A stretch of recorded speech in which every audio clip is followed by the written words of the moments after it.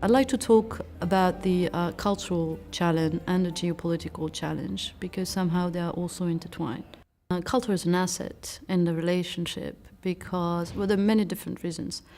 One is that I think that culture and creativity in itself is actually a comparative advantage for Europe, in its relationship with first country and more generally speaking. So yes, culture also has some social, economic and political aspect, and it's very important that we have a greater understanding perhaps of that, or what can be achieved at a European level through a stronger strategic consideration perhaps of culture and external relation. Culture is regarded, at least by some country, and here I think it's very important with regards to China, as a positive aspect of Europe, if you like. I mean, many Chinese do have regard for European culture. Perhaps its sense of history, perhaps even though the political values can be different, the idea that Europe has been culturally able to astonish the world at some point in time through the Enlightenment, through other efforts, is something for which the Chinese do have regard for.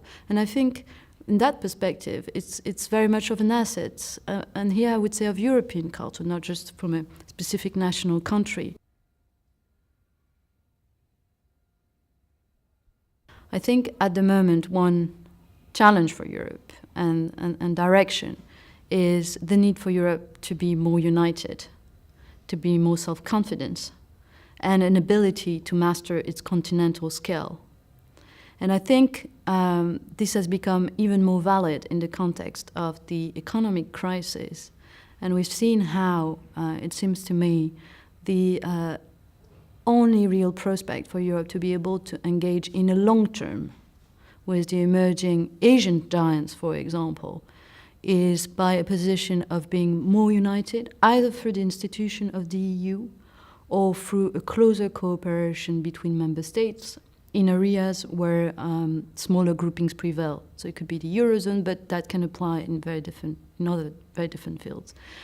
And I also feel that more unity and self-confidence for Europe's position in the world, if you like, inevitably requires for me a cultural aspect, which entails to have, which I would wish to see, a more strategic approach to culture as part of its potential, as part of external action, but also internally, because it's a two-way process. So having a more strategic approach to culture from an external action standpoint and seeing where it can actually benefit to national member state to have a greater European coordination or a facilitating role towards their cultural relationship with first country, for example. I think it will very much also help the development of a sense of a shared European culture within Europe. And it would also help our own integrative effort from a cultural standpoint, and that's something which I see also as being important. I hope the creative program, cultural program, which has been put by the European Commission, will also have support in that, because I think that Europe's culture and creativity is an advantage for European integration, also from within. Karine Lisbonne de Vergeron. I'm a fellow of the Global Policy Institute. I'm also an author. I initiated a program and published books on non-European views of Europe, especially from emerging Asian giants, China and India.